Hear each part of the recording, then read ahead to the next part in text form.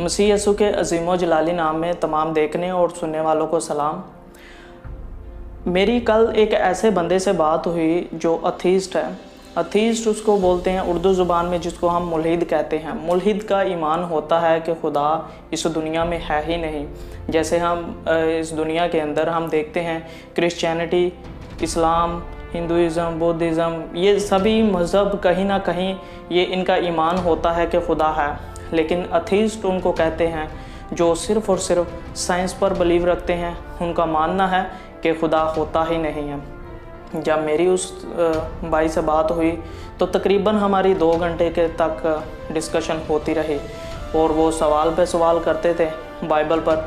उनकी कोशिश थी बाइबल मुक़द्दस को गलत साबित करना कि बाइबल मुक़द्दस में बहुत सारे तज़ादात हैं और साइंटिफिकली तौर पर भी और वैसे भी बहुत सारी हिस्टोरिकली भी उन्होंने ऐसी बहुत सारी चीज़ें बताने की कोशिश की कि जो बाइबल को गलत साबित कर सकें, ऐसी उन्होंने बताई। तो ये सारी बातें जितनी भी हमारी हुई डिस्कशन, जितने भी सवाल उन्होंने उठाए, काफ़ी हद तक मैंने, क्योंकि जितना हमारे पास टाइम था, इंटरनेट का इशू था, तो इस वजह से हमारी जितनी बात सही तरीके से हो सकी मैंने कोशिश की उतने सवालों के जवाब देने की, और काफ़ी रह भी गए। तो जितनी हो सके मुझसे मैंने उतना उनको बताया। इंटरनेट की वजह से ज़्यादा देर तक तो हमारी बात नहीं हो पाई। खैर, फिर कभी मौका मिला तो ज़रूर हम करेंगे बात। और मैं एक एक सवाल को लेकर, जितने भी उनके सवालात थे, उन सब को मैंने लिखा और उन सब को मैंने चाहा कि मैं आप सबों के साथ भी शेयर करूं, ताकि हर एक मसीही बाइबल मुक़द्दस के बारे में उठने वाला सवाल, उसका जवाब हर मसीही के पास होना चाहिए, ताकि वो बाइबल मुक़द्दस को अच्छे तरीके से डिफेंस कर सके और बाइबल मुक़द्दस पर हर एक उठने वाले सवाल का जवाब दे सके।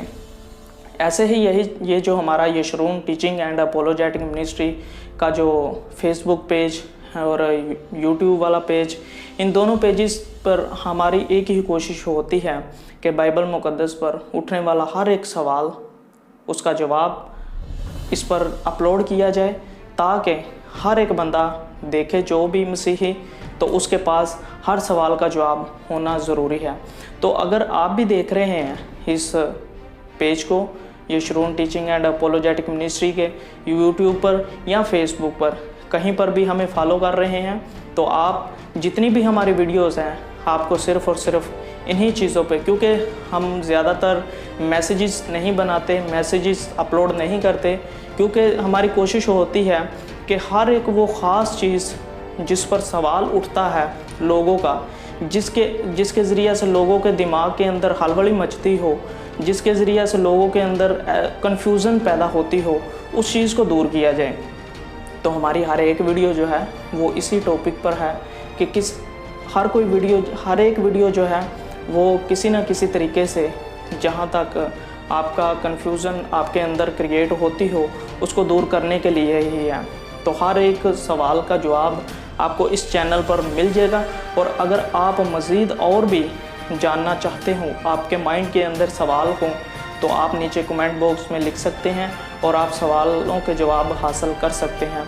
और आप हमसे रब्ता करके हमसे पूछिए सवाल, हम आपका इंतज़ार कर रहे हैं। अब मैं बात करूंगा उस भाई के सवालों के, क्योंकि एक एक सवाल जितने भी उन्होंने किए, मैं कोशिश करूंगा, ज़्यादा टाइम भी नहीं लूँगा आपका, और एक एक सवाल को रिकॉर्ड करूंगा, ताकि आप लोगों को भी अच्छे तरीके से टाइम मिल सके सोचने का, देखने का, और ताकि आप भी अच्छे तरीके से समझ पाएँ।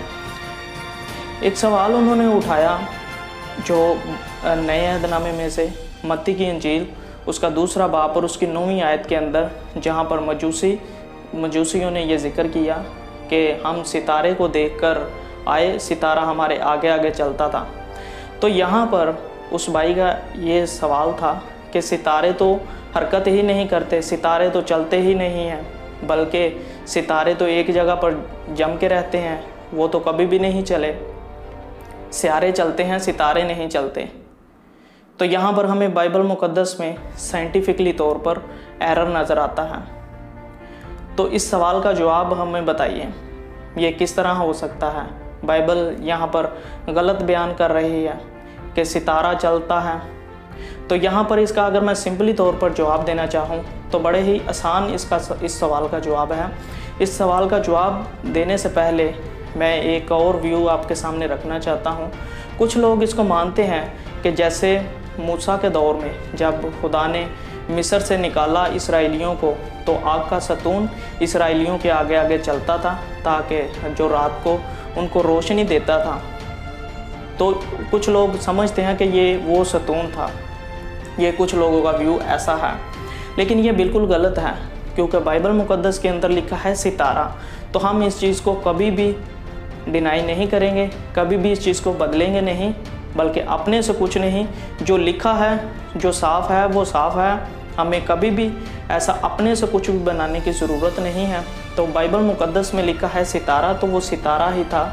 अब जो यहाँ पर उस भाई ने सवाल उठाया कि यहाँ पर देखें एरर है, बाइबल मुकद्दस में साइंटिफिकली तौर पर सितारे नहीं चलते बल्कि सियारे चलते हैं।